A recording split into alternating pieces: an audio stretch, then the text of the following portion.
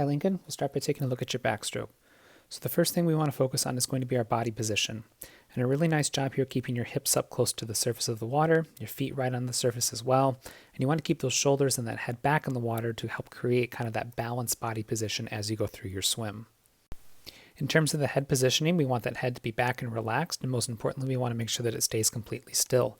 Going through the first couple strokes here, you can see that head is a little bit far forward with the chin kind of sitting on your chest. That will cause the hips to drop down. Just make sure that that head stays back in the water, those eyes look straight up towards the sky, and you keep it completely still as you go through your swim. Back underneath the water, taking a look at that body position again, your goal is to make sure that you create an axis for your body to rotate around. On backstroke, it's a long axis stroke, so it means we're going to rotate this way towards the camera, making sure that your hips and your shoulders are turning together as one piece. On backstroke, you want to connect those pieces by using your core muscles. You're going to tighten up the core in the front and your lower back in the back, and building a bridge between these two pieces to make sure that they are rotating together. Looking at this stroke in depth right here, you can see that as the body turns, there's the hips and the shoulders connected as one, and that allows you to get a full reach into the back with this left arm here.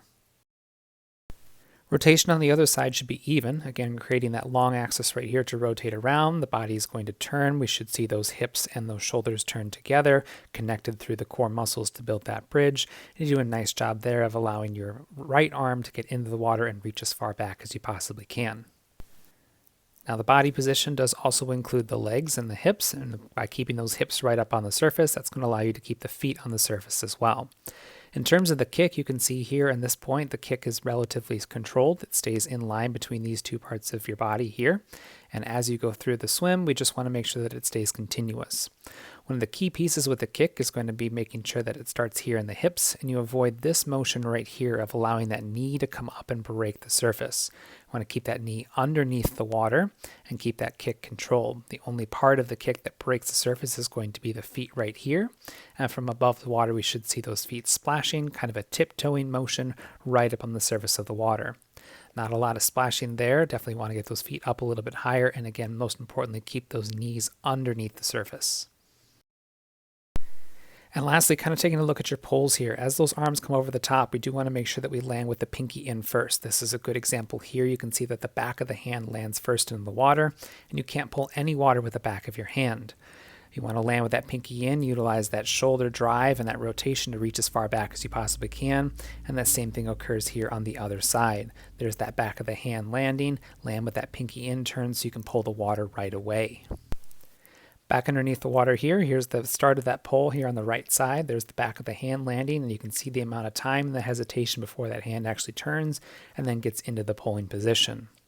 In terms of the pole itself, a really nice job. You want to drive that elbow down, and you want to pull with your arm bent at about 90 degrees. You're going to keep that hand sitting just below the surface of the water. Again, a nice bend in the elbow right here. There's that angle we're looking for.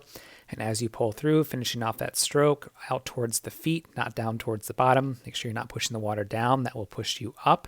Instead, we want to push the water towards your feet, which will in turn move you forward. And again, the other side should be a mirror image of that. There's the back of the hand landing. We mentioned before the pinky. Get that pinky in first so you can get into that pulling position. The hand goes a little bit deeper on this side. We do want to keep that hand just below the surface of the water, so raise that up just a little bit. Nice job with the angle here on the arm. That's about 90 degrees, and that hand will get you that last little bit there. For this one as well, make sure that you're finishing off towards the feet. We want to make sure we push the water that direction, not straight down. Now, using some of the same principles that we talked about for your backstroke, we're going to apply those to your freestyle. Freestyle is also a long axis stroke, and it means that we want to create that axis and rotate around it this way. So as you begin your rotation, the head position is going to be extremely important here. Your head position on your freestyle right here is a little bit high. We want those eyes, instead of looking forward, to be looking down. That will help counter and raise the hips and the feet up towards the surface. As you go to take your breath, it's really important to make sure that that head stays nice and low, again, to preserve that body axis. You can see here that your head is starting to lift up out of the water. And from above the water, we can see part of your head actually out of the water here. The goal is to make sure that the head is being cut in half, and you keep the bottom part of your head with downward pressure on it.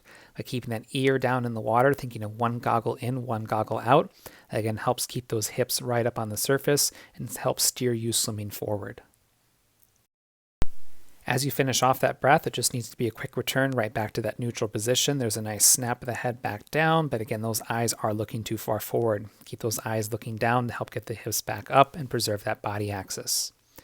In terms of the rotation, we want our body to stay right on the surface of the water. So rotation needs to be with your entire body, which is going to mean that your shoulders and your hips are going to turn, just like for your backstroke, and we're going to build that connection through the core muscles. In addition to that, on your freestyle, you are also going to get your feet to turn, and this is where part of your freestyle is starting to spin. You can see that your legs have crossed here, and by creating a little bit of a different plane, if we connect those pieces, there's more of a curve rather than a straight line. In this situation where your legs are stuck out toward the side back here, your hand's going to go out to the side up here trying to counterbalance that.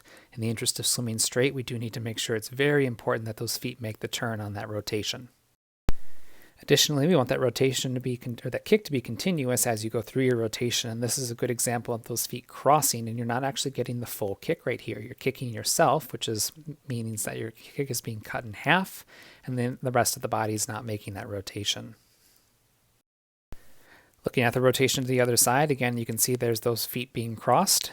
And as you go in towards this side, rotating towards the camera, there's the nice turn of the hips and the shoulders. Again, keeping those two in the same plane, an excellent job. And you've got the legs turned, except they are crisscrossed right on top of each other, which is going to cause that front arm to go out where it's down towards the bottom and where it goes somewhat off course. Again, here in terms of the kick, you're going to make sure that as you rotate, the kick stays continuous and the feet stay stacked right on top of each other. As you rotate back down to the neutral position, the feet should be down side by side, right next door to each other. And then the same thing will occur onto the other side. As the body rotates that way, feet will stay right stacked on top of each other. Continuous rotation all the way down through in all directions. Lastly, we want to take a look at your pull. It's very important to make sure that as you go through your pull, you set yourself up for a successful pull in the beginning of the stroke. We want to land with those fingertips pointed in the direction you want to go. You can see here that your palm is turned to face the camera, which means that you're pushing the water in this direction over here. We do want to push the water down, digging into the water to make sure we grab onto it to pull as much as we possibly can. You don't actually get your hand into a pulling position until right about here, which means that we are missing out on the opportunity to pull all of this water from the surface down to here. As you go through the pull, just make sure that it tracks on the right side. You want to make sure that the left arm stays on the left side, the right arm stays on the right, and you've done a good job of that here right up until this point. The hand is going to start to cross and go underneath the body, over past the shoulder, and we want to make sure that it stays on its own side in the interest of swimming straight. The other side is the exact same thing. As you go through that pull, make sure you grab that water using the hand and the forearm, and that hand stays on its own side. Right here is a good example of that hand crossing over the midline. Imagine your body being cut in half, left arm on the left side, right arm on the right side. Overall, a very nice job on both of your strokes. Keep up the good work.